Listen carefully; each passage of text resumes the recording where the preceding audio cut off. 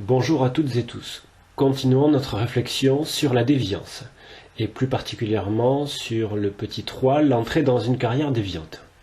Vous avez dû travailler sur le document 7, la carrière déviante, un apprentissage.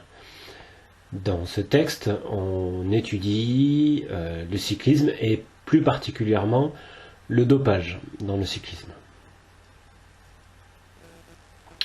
Vous deviez répondre à la première question, qu'est-ce qui peut amener certains cyclistes au dopage? Alors, la question formulée de cette façon est un peu provocante, mais elle a le mérite d'étudier froidement quels sont les éléments qui pourraient expliquer que certains cyclistes se dopent. Alors, plusieurs types de réponses. La compétition, c'est-à-dire la pression de la victoire. Vous êtes cycliste, si vous êtes cycliste professionnel, vous voulez gagner des trophées, et donc vous pouvez, pour gagner des trophées, être amené à utiliser des substances qui vont améliorer vos performances physiques. D'autres éléments, la volonté d'éliminer la douleur. On sait que c'est un sport extrêmement physique, dans lequel la douleur est quelque chose de très important. Et enfin, d'autres sociologues, ou plus particulièrement certains économistes, vont mettre en avant que le dopage peut s'expliquer par le raisonnement en termes de coût-avantage.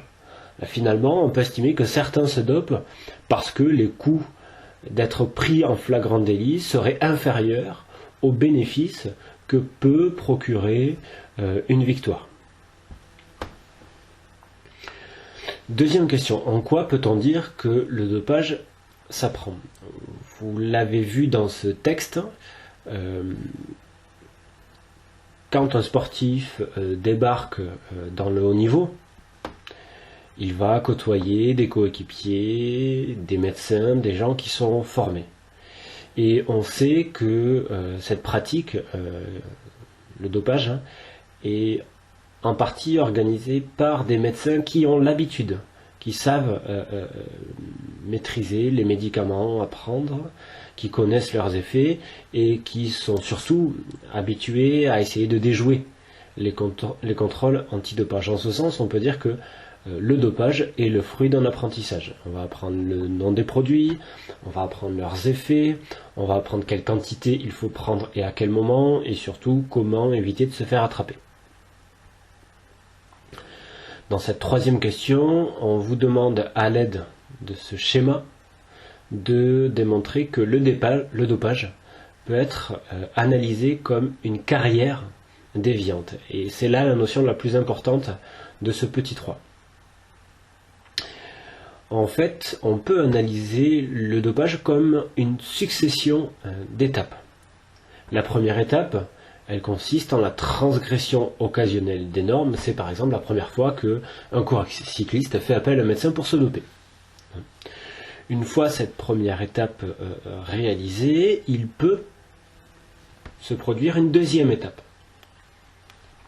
C'est-à-dire que dans la mesure où le cycliste a déjà commencé à se doper, il a déjà franchi la ligne rouge, il peut être donc, non pas incité, mais il sera peut-être plus facile pour lui de transgresser une seconde fois cette norme. À ce moment-là, on va avoir ce qu'on appelle une socialisation par les pairs, c'est-à-dire par ses semblables, les gens qui ont l'habitude de se doper, les médecins, les autres coureurs, qui vont lui apprendre les techniques. Et enfin, au fur et à mesure de la répétition de ces actes, ce coureur cycliste va se voir apposer une étiquette de déviance qui va en quelque sorte l'enfermer dans cette pratique. Il sera pour lui difficile d'en sortir puisqu'il est déjà étiqueté, quoi qu'il en soit, comme déviant, comme quelqu'un qui a l'habitude de prendre des produits stupéfiants pour améliorer ses performances.